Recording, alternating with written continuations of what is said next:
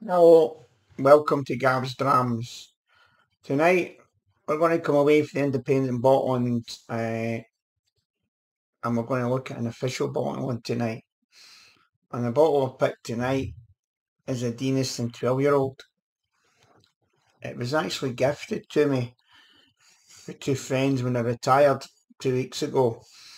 This was a gift, and you can see I've had a good bit out it. Two colleagues, or one colleague and her husband, who I'm very friendly with, presented me with this, which was really nice.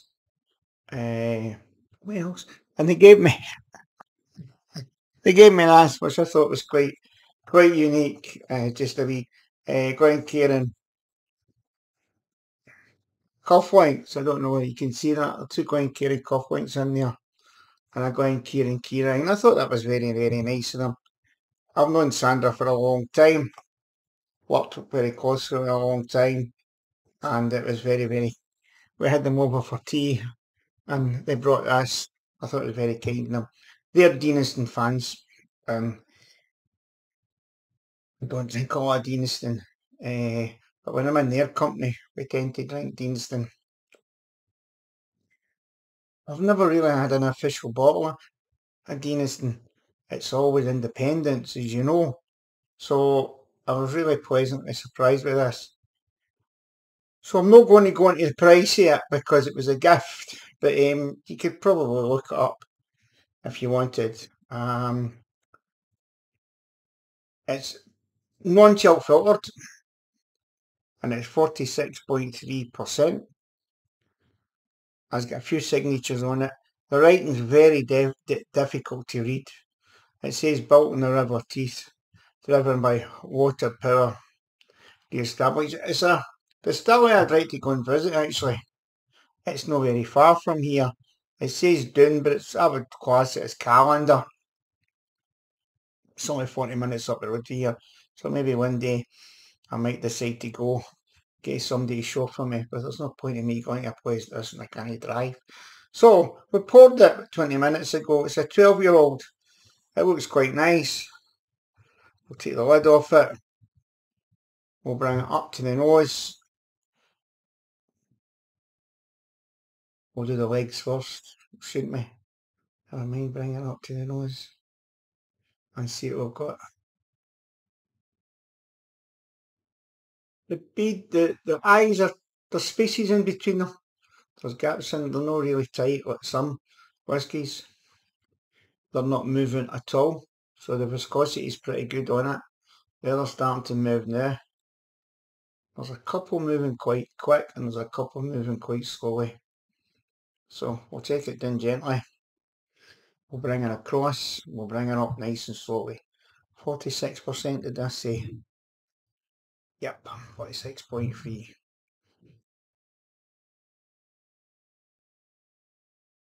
All we know is right away, honey, fresh fruits, a lot of honey in there, an awful lot. It's no straight bourbon, that's for sure. It could be refill sherry, it could be something like that, it could be a mix. I don't really know, but it's a lovely nose. Fudgy.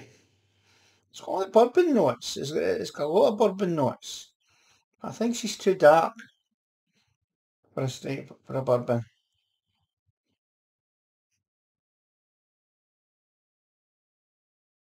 A lot of fruit in there.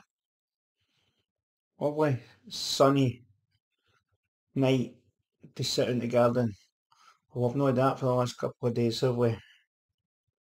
So get a wee sugar, see if that makes any difference. Gab sugar, see where that brings us. Bring it back up to the nose. It's non-peated. It's quite light. A little bit of nose prickle there when I shake it. Or should I say sugar? Butterscotch. Honey. You can actually taste that through the nose. Oh, I'm looking forward to this. Well, as I say, I've tasted it, so I know what I'm going to get. So here we go. Bring it forward.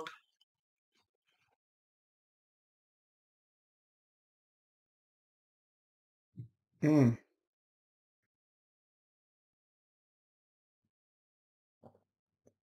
A little bit spirity. No kicky, but just a little bit spirity. We get a 12-year-old. A little bit of bitterness through it. A nice bitterness. Normally, when I get bitterness, I get bitterness at the back end of a dram. I usually taste the dram, I let it settle in the mouth, and then usually get bitterness comes through. But when I sip this right away, I'm getting bitterness in the first sip. The development, I'm getting bitterness in it, which is unusual, which is nice. Different.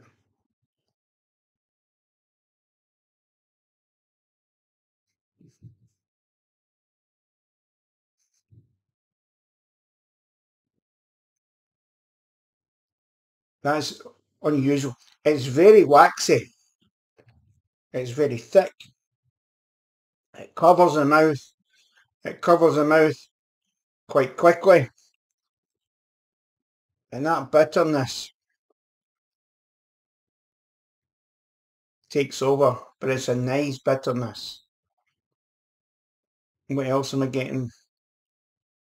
It's more cream, toffee, fudge.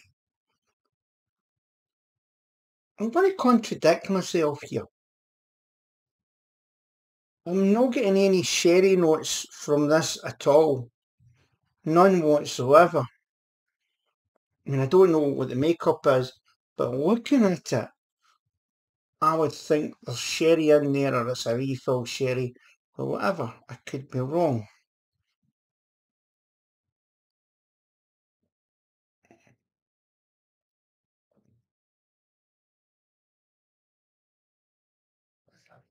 I do like that. That bitterness is the first thing that hits the palate. And I would say that was unusual. I don't think there's another whiskey that I've tasted. You get that bitterness first. And then that bitterness starts to settle down. It's sherbety. Sherbet, that's the word. Sherbet. Is it spicy? No, really. It's more light sherbet. Definitely. Pleasant. Nice. So that is Deanston, 12-year-old. Present for good friends. Thoroughly enjoying it. We'll get there. I drink quite a lot of Deanston and Independence. Well, I don't drink a lot of official bottles, as most of you know. And it's nice. I've done a couple of official bottlings lately.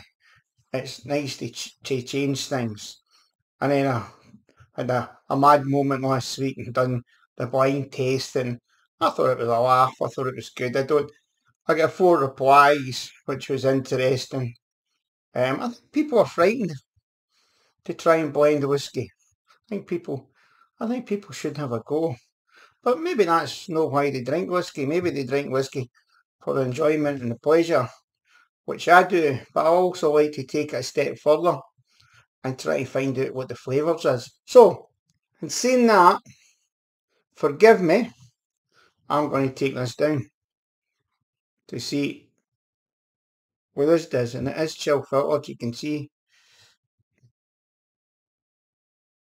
Again, let's see what a bit of water does in it.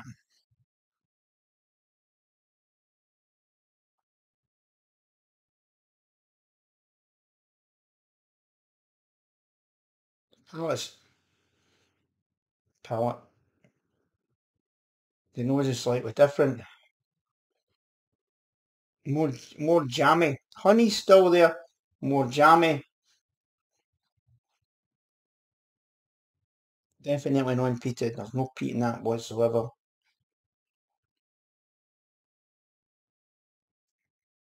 Oh, a little bit of nose prickle in it. It's not fiery. It's not fiery whiskey. Just nice. Just a nice burn. Enough alcohol to carry the flavour.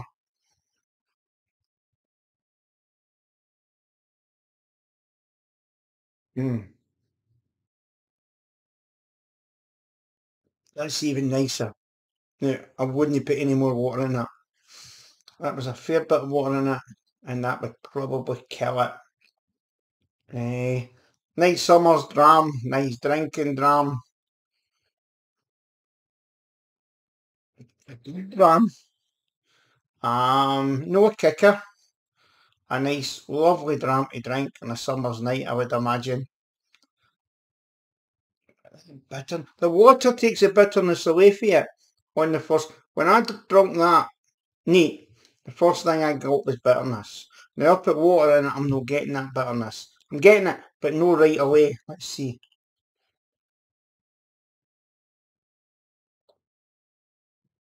Mm. It's went the opposite way. It's went sweet. The water's taking the bitterness right off it and killing it, and it's a lot sweeter. I tend to drink my whiskey through water. You see a lot of people putting 1 drop in, 2 drops. I put a good gog in, I must admit, and I enjoy it, get a flavour. The older the whiskey, the less you put in. The younger the whiskey, the more I put in. That is my rule. So, thank you very much for watching Gav's Drams. I had a wee gap there. I'm back again. So, I'm going to toast you and toast you the friends that gave me this for my retirement. Try to buy me coffee, please do so. A massive thanks to the people who are buying me it. And it's now and again, it's the same people, it's just now and again. It's really, really nice. Getting quite a lot of likes, I'm getting quite a lot of replies. Love the replies. I don't tend to reply back to some of them, but keep them coming, guys, because they're really, really good. And I take on what you say, take on board what you say and try and change it. So, I'm going to toast you to this. Stay safe. Enjoy your drams. Really enjoy it. Stop killing. Before I finish, just a little add-on. Some of you know I'm trying to start a whisky club in Edinburgh. The first meeting is in the 9th of July, and it's at the Belfry Bar at Tollcross in Edinburgh. Come along. I will be sharing a bottle, that's all. We're trying to establish whether an Edinburgh club could do something. Well, Rory, who owns the Inside Unit, has kindly gave us a part of the Belfry Bar, which is very, very good of them.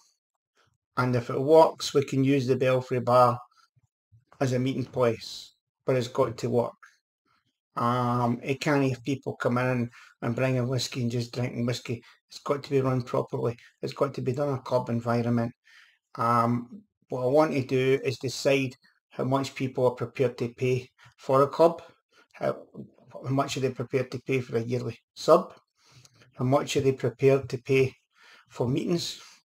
I would suggest 1 meeting a month to start with. The more people we get, the better drams we can get. The less people that come, the less money. So the drams, that'll be non-profitable. Come along if you live in the Edinburgh area and say your piece and see what you think. And if you want to get involved with me doing this, great. I'll be looking for a vice chair. I've got somebody lined up for that. I'll be looking for a chairman. No, I'm going to be the chairman, sorry, for the year. Then you can dump me. I'll be looking for a secretary. And I'll be looking for a treasurer. And somebody to maybe set up a Facebook page. I want to do this right. I want to do this properly. And maybe a constitution. Probably need a constitution. So if you'd like to join me on the 9th of July at 7:30 on a Tuesday night at the Belfry Bar, it would be nice to meet you. I know a few friends are coming to support me, but we need numbers. So Thank you very much. Good night. Take care.